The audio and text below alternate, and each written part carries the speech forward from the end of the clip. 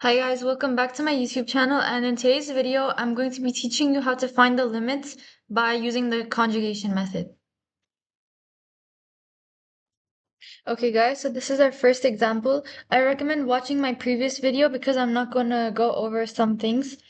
And as I said in my video before, you can't substitute x into a 0 into the denominator because it would make the um, equation undefined, because when you have 0 in the denominator, you can't find the limit because it makes it undefined. So what we're going to do is, we were doing factoring before to cancel out the numerator and the denominator, but because we can't do that here, we're going to be multiplying by the conjugate.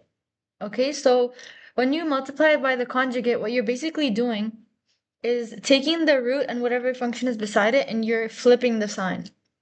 So here, the conjugate of root x plus 1 minus 1 is going to be root x plus 1 plus 1. So you're going to multiply that conjugate by the numerator and the denominator, and then you're going to expand. I'm going to show you. Okay, guys. So we're going to be using distributive property here. I multiply the numerator and denominator by the conjugate, which is root x plus 1 plus 1. Okay? And because it's being multiplied by each term, we're going to expand here, here, and here, and here. Okay? I'm going to draw the line so you can see. First, we're going to multiply this one and this one. And then we're going to multiply this one and this one. Okay? And the same for the denominator. Let me write it out.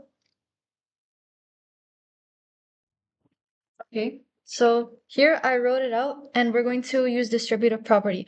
So root x plus 1 times root x plus 1 is just going to give us x plus 1 because the square roots cancel out.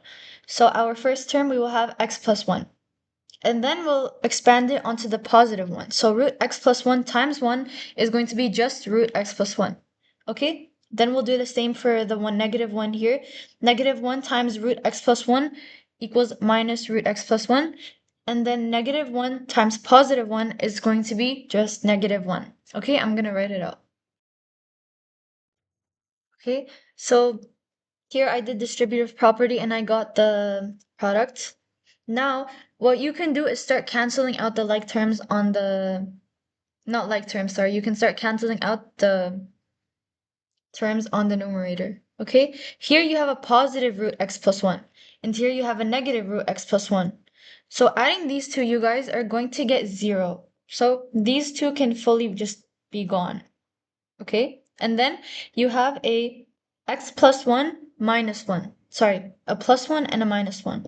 You can, so 1 minus 1 equals 0. So what you're left with on the numerator is just x. See? We canceled out the root x plus 1s and we canceled out the 1. So now you just have x on the numerator and the denominator is going to stay the same. I'm going to write it on the back of the board. Guys, so here is what our numerator is looking like. Now what you can see is you can cancel out the two x's. There's an x at the top and an x being multiplied at the bottom, so you can just cancel out the like terms. And now your equation is just going to be 1 over root x plus 1 plus 1. Sorry, excuse my writing. I'm writing with my left hand. Okay, now when you plug in x as 0, you won't be getting a 0 as the denominator. You'll be getting an actual value, and that value is going to be your limit. So 1 over root 1, 0 plus 1 is 1, plus 1. Your limit is going to be half. Root 1 is just 1, plus 1 is 2. So our limit for this equation is going to be half. And we found this using multiplying by the conjugate. So we'll do one more example. Okay, guys. So here is the second example, and we're going to be using the multiplying by the conjugate method for this as well. So pause the video and try to find the answer yourself first and leave it in the comments. Okay, so now I'm going to start explaining. In the previous example, our root was in the numerator, but now it's in the denominator. Okay, and that doesn't make any difference. We can just continue conjugating like normal. So the conjugate of root x minus 3 is going to be root x plus 3. And we're going to multiply that by the numerator and the denominator and then expand. Let me write it out. Okay, so here I just wrote it out beside each other. And our next step is to use distributive property. So I'm going to go ahead and start doing the denominator first. So yeah, so root x times root x is just x, okay?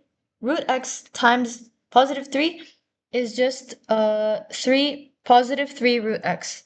And then negative 3 times root x is negative 3 root x.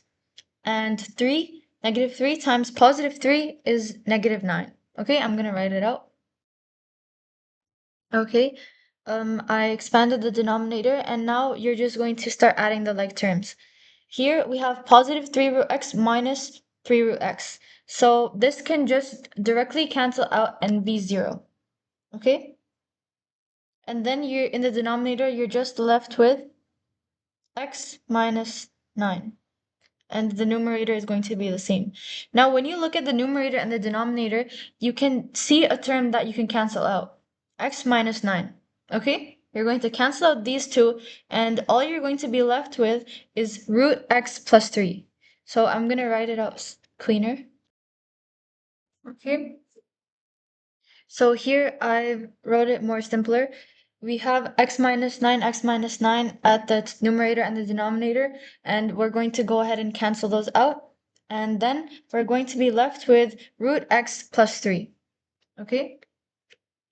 Here we have root x plus 3. Then we're just going to plug in our 9, because when you put the 9 in, you're not going to get the denominator as undefined. So you'll have an actual value that will be your limit. So plugging in 9, the root of 9 is 3, so 3 plus 3, 9. So the limit for this function is going to be 9. So that's our second question solved. Okay guys, so that's it for today's video. I hope conjugating was easy to understand, and if you have any questions, please leave them in the comments and I'll answer them. So yeah, that's it for today. See you guys next time. Bye.